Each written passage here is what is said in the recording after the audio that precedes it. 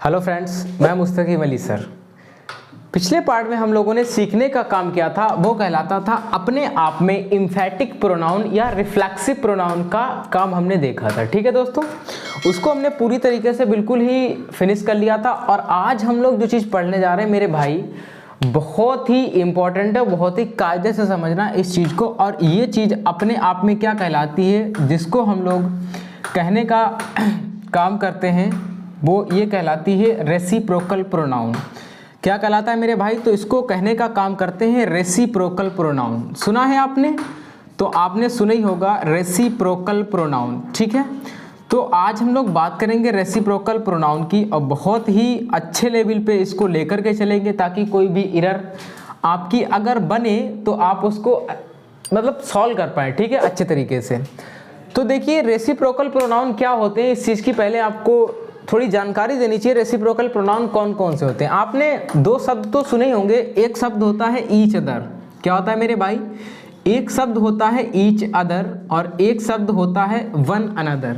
ये सुना है आपने, वन अनदर। ठीक है, एक शब्द आपने ईच अदर सुना होगा और एक शब्द आपने सुना होगा वन अनदर। तो ये आपके कहलाते हैं क्या मेरे भाई? तो इनको कहलाने का काम करते हैं ये रेसिप्रोकल प्रोनाउन। ठीक, या मैं इसको इधर लिख रहा हूँ। ठीक है, एक होता है ईच अदर और एक होता है आपका वन अनदर। ठीक है, क्या होता है? वन अनदर होता है एक। ठीक, अगर हम लोग ईच अदर की बात करें तो ईच अदर हमेशा हमेशा यूज होता है किसके लिए? दो व्यक्ति। किसके लिए मेरे भाई? दो व्यक्ति या दो वस्तुओं के लिए, या दो वस्तुओं के लिए। ठीक है, इतनी बात समझ में आ रही है? तो दो व्यक्ति या दो वस्तुओं के लिए क्या यूज होगा? Each other. और जबकि वन अनदर का यूज किया जाता है दो से अधिक, दो से अधिक, दो से अधिक, चाहे वो व्यक्ति हो, दो से अधिक व्यक्ति या वस्तुओं के लिए। ठीक है, या वस्तुओं के लिए। तो इसका यूज होता है किसका? वन अनदर का, दो से अधिक के लिए। और ईच अदर का यूज होता है दो के लिए। सिंपली छोटी सी बात है, बहुत ही इसको ब्रीफली आपको समझा देंगे। ठीक है, देखो इसका मतलब क्या होता है, जब कहते हैं ना एक दूसरे के सेंस में, जैसे वे दोनों भाई एक दूसरे से बहुत ज्यादा प्यार करते हैं, तो एक दूसरे के सेंस में किसके लिए लगाएंगे?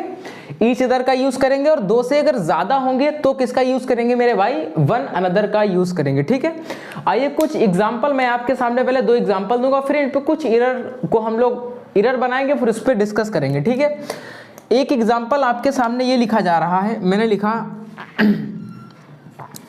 10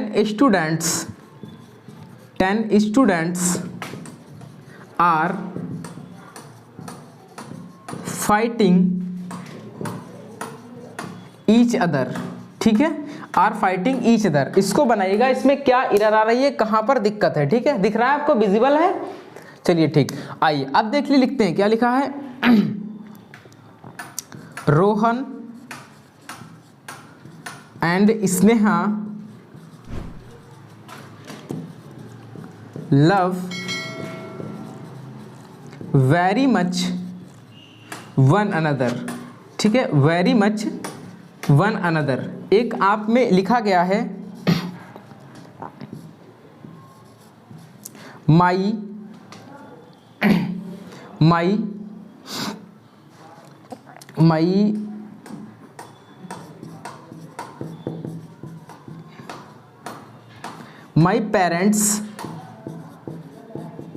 my parents love each other. ठीक है, बताइए इनमें कहां पे प्रॉब्लम आ रही है, कहां पे इनमें दिक्कत है? या मैंने ऐसे लिख दिया है,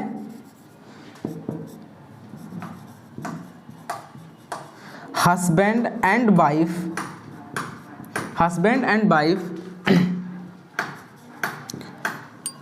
आर फाइटिंग वन अनदर। बताइए मेरे भाई कहां पे एरर आ रही है इसमें? तो आप देखेंगे सर आपने अभी क्या बताया था कि ईच अदर का यूज करते हैं कितने कितने के लिए, तो 2 के लिए। अब अगर यहाँ पर बात आ गई तो यहाँ पर कितने स्टूडेंट्स हैं, तो आप बोलेंगे ये तो 10 है, यानी कि 2 से ज्यादा हैं।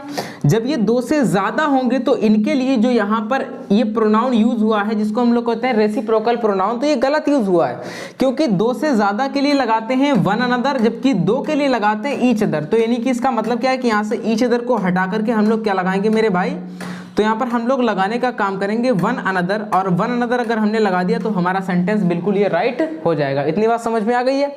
अगला सेंटेंस क्या है कि रोहन एंड स्नेहा, यानी एक व्यक्ति रोहन है और एक लड़की स्नेहा है। लव, ये लव करते हैं बहुत ज़्यादा और एक दूसरे से। एक दूसरे का मतलब अगर ये कितने हैं तो एक रोहन है एक स्नेहा, इसका मतलब 2 ही लोग हैं। जब 2 होंगे तो वन अनदर नहीं हो जाएगा मेरे भाई, क्या हो जाएगा, तो इसको हम लोग कहेंगे ईच अदर। ये बात समझ में आ गई है, क्या हो जाएगा, तो इसमें ये चीज़ हो जाएगी ईच अदर के नाम से जाना जाएगा। क्या, Rohan and Sneha love very much each other.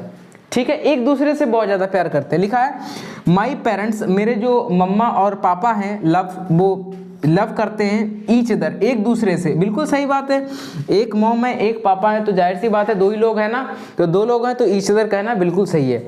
लिखा है हस्बैंड एंड वाइफ, पति और पत्नी जो हैं आर फाइटिंग, वो लड़ रहे हैं एक दूसरे से। तो एक दूसरे के लिए 2 हैं, इसका मतलब वन अनदर नहीं होगा।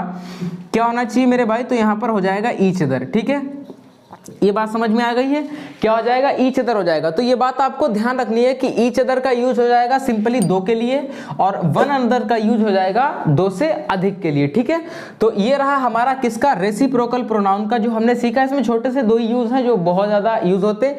कभी कभी क्या होता है कभी कभी क्या होता है कि आपको उनको देना चाहिए था रिफ्लेक्सिव प्रोनाउन, वो रिफ्लेक्सिव प्रोनाउन की जगह पे इस प्रोनाउन को यूज कर देते हैं रेसिप्रोकल को, तो आपको वो हटा करके रिफ्लेक्सिव प्रोनाउन वहां पे लगा देना। ठीक है, ये एरर कभी कभी बनती हैं। ठीक है मेरे भाई, चलिए दोस्तों अब हम लोग नेक्स्ट कॉन्सेप्ट की तरफ बढ़ते हैं। जो हमारा अगला टॉपिक है उसको हम लोग कहने का काम करते हैं डिमोन्स्ट्रेटिव प्रोनाउन। क्या कहते हैं मेरे भाई, तो उसको कहने का काम करते हैं डिमोन्स्ट्रेटिव प्रोनाउन। डिमोन्स्ट्रेटिव, ठीक है, डिमोन्स्ट्रेटिव प्रोनाउन। ठीक, ये ध्यान रखिएगा, डिमोन्स्ट्रेटिव प्रोनाउन ये अपने आप में होता है। और डिमोन्स्ट्रेटिव प्रोनाउन क्या होता है, इस प्रकार के जो होते हैं ये इंडिकेट करने के लिए यूज होते हैं। इंडिकेट मतलब जानते हैं, इशारा करने के लिए, यानी कि इसको कहते हैं संकेत करने के लिए या इंडिकेट यानी इशारा करने के लिए जो प्रोनाउन यूज होते हैं उनको हम लोग कहते हैं डिमोन्स्ट्रेटिव प्रोनाउन। ठीक, एक बात समझ में आ गई इतनी है। डिमोन्स्ट्रेटिव प्रोनाउन कौन कौन से हो सकते हैं इस बात पे थोड़ा सा गौर करते हैं। देखिएगा, डिमोन्स्ट्रेटिव अगर प्रोनाउन की बात करें तो आपने ये सुना होगा दिस भी होता है, बिल्कुल मेरे भाई दिस होता है। इसके अलावा अगर हम बात करें तो एक शब्द होता है दैट, ठीक, दैट भी होता है। और अगर इसके अलावा हम लोग बात करें तो एक दीज भी होता है, दीज, ठीक है।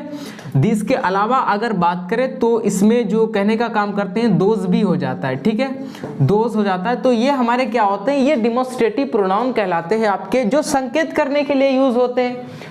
थोड़ा सा तवज्जो दीजिएगा आप लोग इस बात पे कि अगर हम दिस की बात करें मेरे भाई, तो दिस जो होता है वो सिंगुलर के लिए यूज होता है। किसके लिए, आपको ये बात अच्छे से पता है कि दिस जो यूज होगा वो सिंगुलर के लिए, यानी अगर ये प्रोनाउन ही है तो जाहिर सी बात है ये सिंगुलर जो सब्जेक्ट होगा उसका स्थान ले लेगा दिस, ठीक है। अगर इसी में अगर प्लूरल की बात करें तो दिस का जो प्लूरल के लिए यूज हो जाएगा वो दीज हो जाएगा। तो दीज किसके लिए होगा मेरे भाई, तो प्लूरल के लिए हो जाएगा। इतनी बात समझ में आ गई है। दैट किसके लिए होगा, दैट होगा सिंगुलर के लिए, ठीक है, दैट होगा सिंगुलर के लिए। और अगर दोस की बात करें तो दोस होगा प्लूरल के लिए।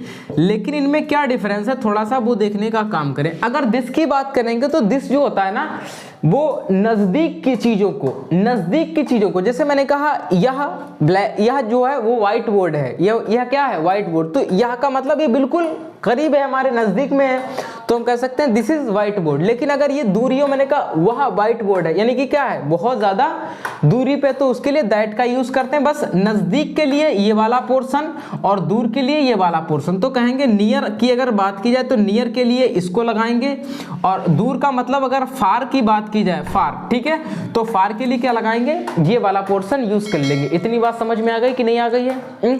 कुछ बच्चों को कंफ्यूजन ये होगा कि सर दिस और दैट, दिस और इट दोनों में एक क्या कॉमन होता है कि एक दिस भी होता है एक इट भी होता है कि नहीं है। लेकिन एक बात आप ध्यान दीजिएगा बहुत गौर करके, अगर हम लोग इट की बात करें तो इट सिर्फ और सिर्फ क्या है, इट की अगर बात करते तो इट सिर्फ और सिर्फ एक प्रोनाउन है मेरे भाई, ठीक है, थोड़ा सा गौर करिएगा। इट क्या है, सिर्फ और सिर्फ एक प्रोनाउन है और कुछ नहीं है। लेकिन अगर दिस की अगर बात करेंगे हम लोग तो दिस क्या है, तो दिस एक प्रोनाउन भी है और प्रोनाउन के साथ साथ में अगर बात करें तो दिस एक एडजेक्टिव भी है भैया। डिमोस्ट्रेटिव इसको एडजेक्टिव भी बोला जाता है, नहीं बोला जाता है बताइए? तो डिमोस्ट्रेटिव एडजेक्टिव भी है। अगर मैं ये बात कह दूं, मैंने ये बात कही है कि इट इज माई वॉच, मैंने क्या कहा है, इट इज माई वॉच, या मैं क्या इसको कह सकता हूं देखिए माई, ऐसे मैंने कहा इट वॉच इज माइन, क्या इसको ऐसे कह सकते हैं या ऐसे कह सकते हैं, दिस वॉच इज माइन? जरा मुझे बताएगा इस बात पे। तो आप कहेंगे सर अगर ये प्रोनाउन ही है, सिंपली ये प्रोनाउन है, इट अगर प्रोनाउन है तो प्रोनाउन के बाद कभी भी ये चीज नहीं रखी जाती कि प्रोनाउन के बाद आप कोई नाउन रखें, नहीं, ये नहीं होगा, क्योंकि ये नियम बिल्कुल ये रूल्स के खिलाफ है, ठीक है। तो क्या होगा आपको कि नाउन के स्थान पर, यानी नाउन के जगह पर, अगली जगह जहां पर नाउन को यूज होना है तो वहां पर नाउन को हटा करके हम प्रोनाउन का यूज कर लेते हैं, ना कि नाउन से पहले प्रोनाउन का यूज करते हैं। अगर यहां पर दिस को एडजेक्टिव और प्रोनाउन दोनों चीजें मानी गई हैं तो देखिए जरा, ये वॉच क्या है, वॉच एक नाउन है और इससे पहले ये दिस लगा हुआ, तो इसका मतलब ये वाला जो दिस है वो क्या है, ये वाला दिस एक एडजेक्टिव का काम कर रहा है, ठीक। और अगर इसी तरीके से मैं ऐसे लिख दूं, मैंने क्या लिखा, दिस इज माई वॉच, अगर मैंने लिखा दिस इज माई वॉच तो यहां पर दिस क्या है, देखो दिस एक सब्जेक्ट है और सब्जेक्ट के बाद क्या लगी हुई है, एक वर्ब लगी हुई, यानी सब्जेक्ट से जो चीज पहले होगी वो चीज नाउन या प्रोनाउन का काम करेगी, जो चीज वर्ब से पहले होगी वो नाउन या प्रोनाउन का काम करेगी। यानी यहाँ पर दिस ये प्रोनाउन का काम कर रहा है और यहाँ पर दिस ये एडजेक्टिव का काम कर रहा है। अब यहाँ पर लिखा है कि इट वॉच, तो वॉच क्या है, एक नाउन है और इट क्या है, इट एक प्रोनाउन है, यानी कि नाउन से पहले प्रोनाउन नहीं आ सकता है, तो यहाँ पर ये वाला इट गलत है और यहाँ पर क्या लिखना चाहिए, दिस, ठीक है। ये बात समझ में आ गई। अब ये वाला इट क्या है, ये वाला इट प्रोनाउन है तो बिल्कुल सटीक बैठ रहा है मामला, क्योंकि प्रोनाउन के बाद वर्ब लगी हुई है तो बिल्कुल एकदम से फिट है। तो कभी नाउन से पहले आप, किसी भी नाउन से पहले आप एडजेक्टिव लगाएंगे, ना कि प्रोनाउन यानी कि इट लगाएंगे। ये बात समझ में आ गई है। चलिए अब थोड़े से इनके जो यूजेस हैं उनको देख लेते हैं, ठीक है, यूसेज जो इनके आते हैं, एप्लीकेशंस इस पे कैसे कैसे बन सकते हैं, थोड़ा सा ध्यान दीजिएगा, ठीक। देखिए एक चीज आप ध्यान दीजिएगा जो बहुत ही इंपॉर्टेंट है आपके लिए। क्या इंपॉर्टेंट है, कभी कभी क्या होता है कि इस चीज का यूज आपको कहाँ मिलेगा, इस चीज का यूज आपको बहुत भयंकर तरीके से मिलेगा। कैसे, जैसे क्या होता है कि कभी भी कोई एक वर्ब है, ठीक है, कोई एक वर्ब है या कोई प्रेपोजिशन है, ठीक, कोई एक वर्ब है या कोई प्रेपोजिशन है, वर्ब के बाद कोई एक नाउन रखा गया है और वर्ब से पहले भी कोई एक नाउन है, ठीक, इतनी बात समझ में आ गई। और यहाँ पर अगर कह सकते हैं तो प्रेपोजिशन से भी पहले कोई नाउन या प्रोनाउन है और प्रेपोजिशन के बाद में भी कोई नाउन या प्रोनाउन है, ठीक है, कोई नाउन या प्रोनाउन है, ठीक, इतनी बात समझ में आ गई है। तो अगर हम लोग यहाँ की बात करें तो इसके आगे कोई ना कोई एक वर्ब रखी जाएगी, यानी जैसा ये वाला वर्ब से पहले जो नाउन होगा, चाहे वो सिंगुलर हो या वो प्लूरल हो, जैसा नाउन है उसी के अकॉर्डिंग यहाँ पर वर्ब आएगी और वही बिल्कुल पैटर्न इस पे भी डिसाइड करेगा। यानी यहाँ पर जो वर्ब आएगी वो वर्ब इस प्रेपोजिशन से पहले आए हुए नाउन या प्रोनाउन के केस पे डिपेंड करेगा कि ये प्लूरल है या सिंगुलर है, यानी कि इसके अकॉर्डिंग यहाँ पर वर्ब आएगी। ये बात समझ रहे हैं आप, इसके अकॉर्डिंग यहाँ पर वर्ब आएगी। अब मुझे अगर आगे कोई भी एक प्रोनाउन चाहिए, इसका कोई भी सेंटेंस में आगे एक प्रोनाउन चाहिए, तो वो प्रोनाउन बताइए क्या इस नाउन के पैटर्न से डिसाइड होगा कि इसके पैटर्न से डिसाइड होगा? तो आप बोलेंगे जो सब्जेक्ट होगा उसी के पैटर्न से डिसाइड होगा, यानी कि सब्जेक्ट क्या होगा, जो प्रेपोजिशन से पहले है, तो प्रेपोजिशन से पहले वाले के अकॉर्डिंग यहाँ पर प्रोनाउन को फिक्स करेंगे। और ये सारी चीजें आपको इसी पैटर्न पे यहां से डिसाइड करनी है आगे को ले जाने के लिए, ठीक। ये बात समझ में आ रही है। अब आइए इनके थोड़े थोड़े से एप्लीकेशंस देख लेते हैं, ठीक है, देखिएगा जरा। मैंने एक बात कह दी है कि I have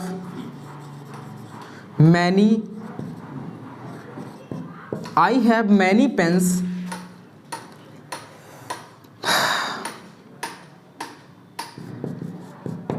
this is very costly. तो देखिए जरा, क्या मैंने लिखा, आई हैव मैनी पेन्स। अब मैनी पेन्स क्या है, ये मैनी पेन्स की अगर बात करें तो ये मैनी पेन्स प्लूरल है कि नहीं है, बिल्कुल भैया प्लूरल है। अब ये जो दिस लगा हुआ है किसके लिए लगा हुआ है, ये इन वाले प्रोनाउन के लिए लगा है कि नहीं लगा है भैया, देखिए इसके लिए लगा आई हैव मैनी पेन्स। और यही जो पेन है वो कैसे हैं, बहुत कॉस्टली है, क्योंकि मैं तो कॉस्टली हो नहीं सकता हूं, तो जाहिर सी बात है ये पेन ही कॉस्टली है। जब ये पेन कॉस्टली है तो ये पेन कैसा है, प्लूरल है, और मेरे पास है, तो इसका मतलब दिस नहीं भैया आ जाएगा, क्या आ जाएगा, दीज। जब ये दीज आ गया तो मुझे पता है कि दीज प्लूरल होता है और प्लूरल के लिए ही दीज लगा है, यानी कि यहां से इज को हटा करके हमें क्या लगाना पड़ेगा, आर को यहां पर रखना पड़ेगा। ठीक, ये बात समझ में आ गई आपके, ठीक है। तो इस चीज को आपको समझना है, बाकी चीजें क्या समझने कि इनके, देखिए इनका यूज एडजेक्टिव के भी फॉर्म में होगा और इनका यूज प्रोनाउन के भी फॉर्म में होगा, लेकिन आपको यह समझना है कि ये प्रोनाउन की फॉर्म में कहां हो रहे हैं और एडजेक्टिव की फॉर्म में कहां हो रहे हैं। अगर ये वाले शब्द कभी भी किसी नाउन से आपको पहले लिखे मिले, किसी नाउन से पहले अगर ये शब्द लिखे मिले तो ये आपके कहलाएंगे डिमोस्ट्रेटिव एडजेक्टिव। क्या कहलाएंगे मेरे भाई, ये कहलाएंगे डिमोस्ट्रेटिव एडजेक्टिव। लेकिन अगर यही शब्द आपको लिखे मिल गए डायरेक्ट, ये शब्द सभी, ठीक है, डिमोस्ट्रेटिव, और इनके बाद डायरेक्ट अगर कोई वर्ब लगी हुई है तो इसका मतलब क्या है कि ये सभी के सभी क्या है, प्रोनाउन।